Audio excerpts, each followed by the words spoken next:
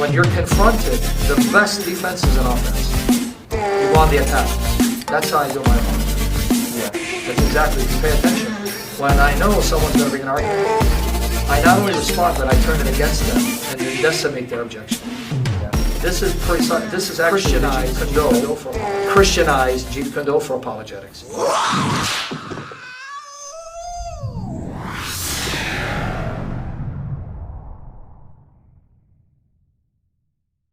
Muhammad prostituted women in the name of his God and called it temporary marriage. He called it temporary marriage. Okay, let's get there. This is all in my article.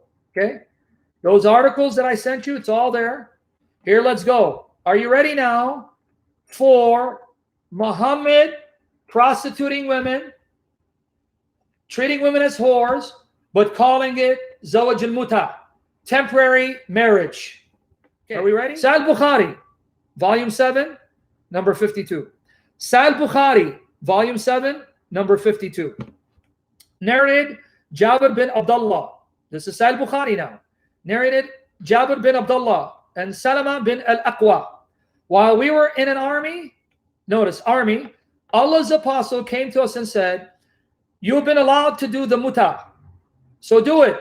Salama bin al-Aqwa said, Allah's apostle said, if a man and a woman agree to marry temporarily, their marriage should last for 3 nights, and if they like to continue, they can do so. And if they want to separate, they can do so.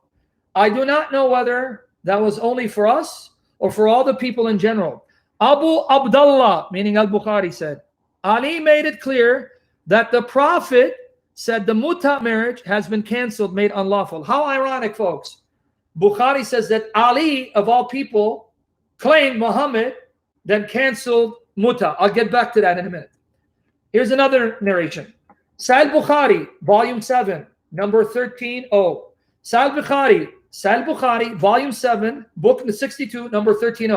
This one, you really got to remember this one, because it gives you the verse for mut'a. You know what other verse supposedly was sent down to sanction temporary marriage, which is nothing more than prostitution?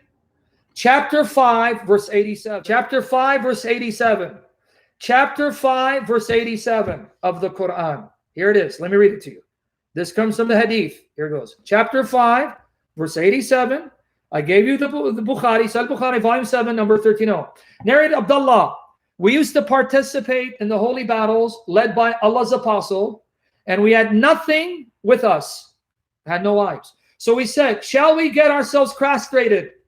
We're burning, O Allah's messenger. We can't control our sexual lusts. Should we castrate ourselves and be done with it?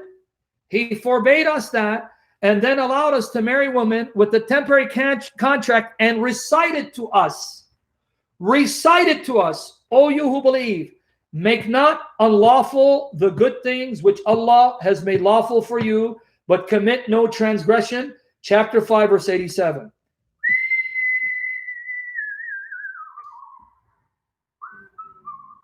Muhammad said, Surah Al-Ma'idah, ayah 87, sanctions you. Don't make this unlawful. You don't need to castrate yourselves. Allah's making it lawful. Go to the village and say, ma'am, madam, my name is Abdul Rahman. My name is Abdul Jabir, Ibn Abbas, whatever name.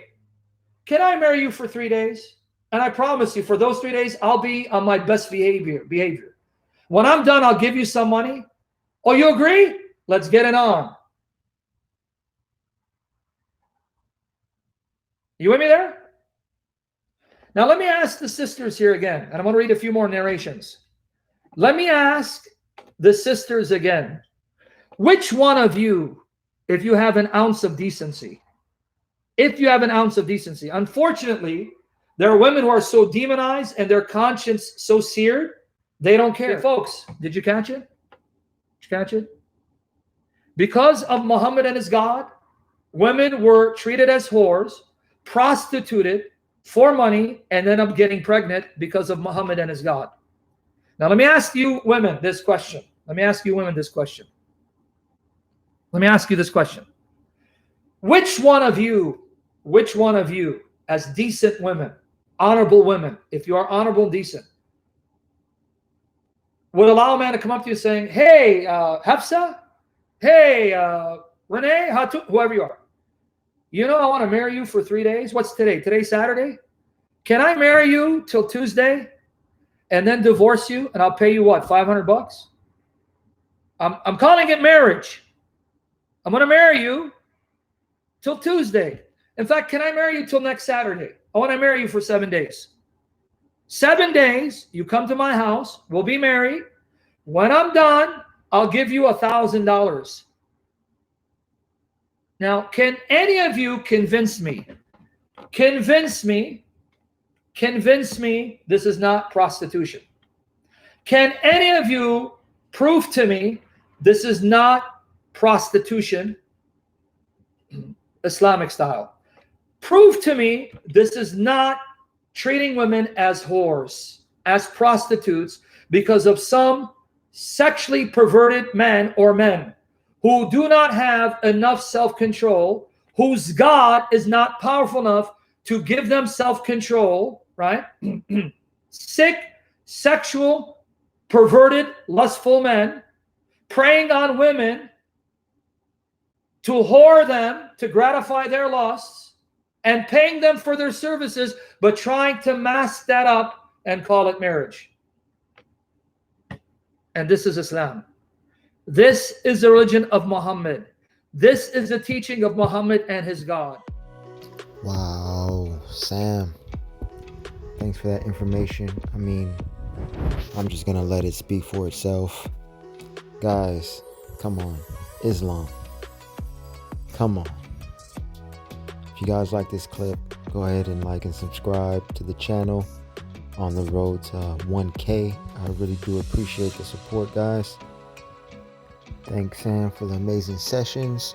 Going over to his page, and the full-length session video is with the links down below in the description box, as well as the merch channel, the merch store, the Trinity shop. Going over there, cop some gear. Go support Sam and his ministry. My name is Jay, and as always, all praise to the one true triune God. Amen.